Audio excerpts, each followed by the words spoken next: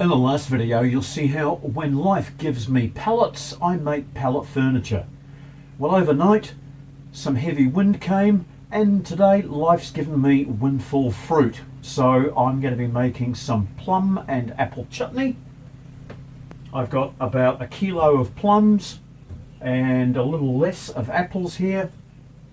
I've got some dates, an onion, I'll be using a couple of cloves of garlic, some ginger and a wee bit of Chinese 5 spice. That's going in with some white vinegar and half a kg of sugar. First thing I've got to do is prep the fruit, so all these other things can go to one side for a moment. We'll start on the plums.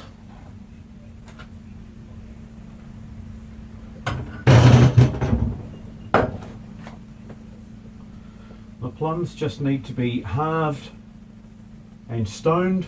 If the stones don't come out easily, I'll just boil them out. As the mixture cooks, I'll take the stones from the mixture. Some of these plums aren't ripe yet, they've been taken off by this heavy wind. The others are a little overripe.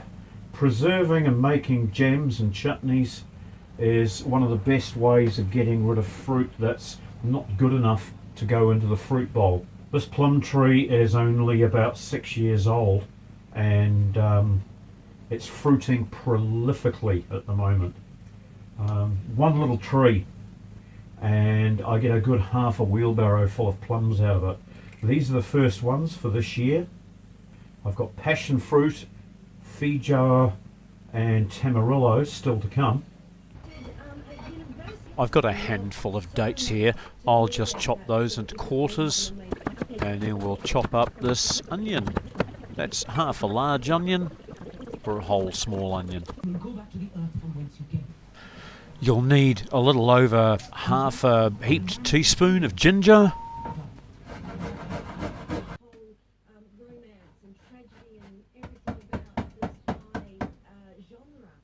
And 1 or 2 or 7 cloves of garlic, depending on your taste. Or 8.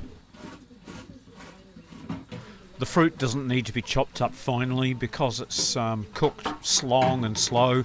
It has plenty of time to pull itself to pieces in the pan. So don't worry about how chunky everything looks. So what they did is they actually, installed a dictator and went, oh, naughty, naughty CIA, let's never do that again, shall we? And they still haven't learned. So now I'm hurling everything into one pot for cooking and I'm realising pretty quickly that it's not going to happen. So I'll be cooking this mixture in 2 lots in 2 pots, which is okay, no problem. 1 cup of vinegar,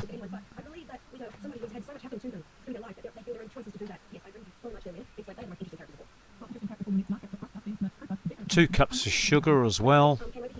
I'll give you the exact ingredients on screen towards the end of the video and it'll also be in the description below. You know the description below, right where you press the subscribe button if you haven't done it yet.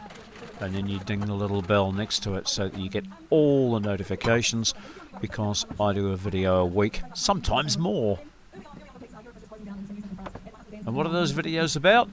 Pretty much anything that's to do with recycling, rebuilding, repairing, and generally saving money and looking after yourself.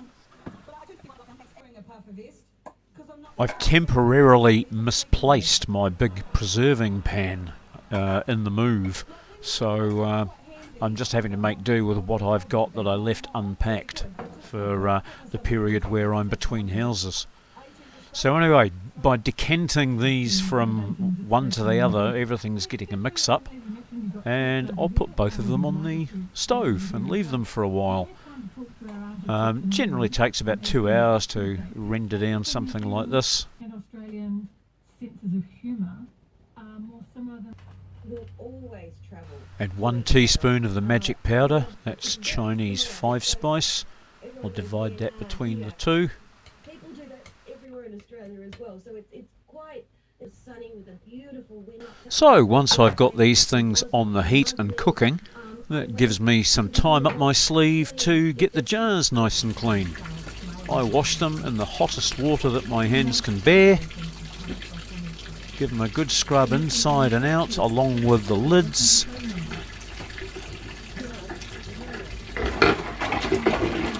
After half an hour you'll find that everything's boiling down nicely. The fruit's soft, the flavours are running through everything, and all it needs now is to turn the heat down to a low setting and leave it for perhaps another half an hour. I'll just quickly take those plum stones out and find something to amuse myself with for half an hour.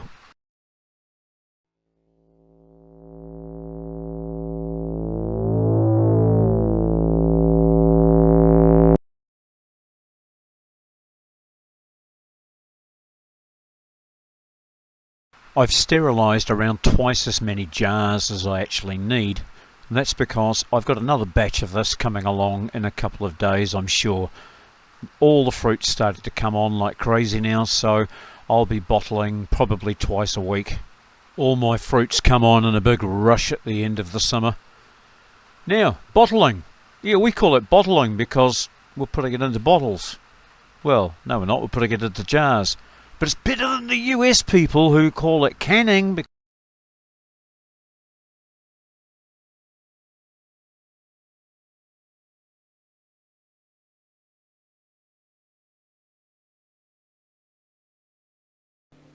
So today I'm making apple and chum chutney. Plupple and chutney.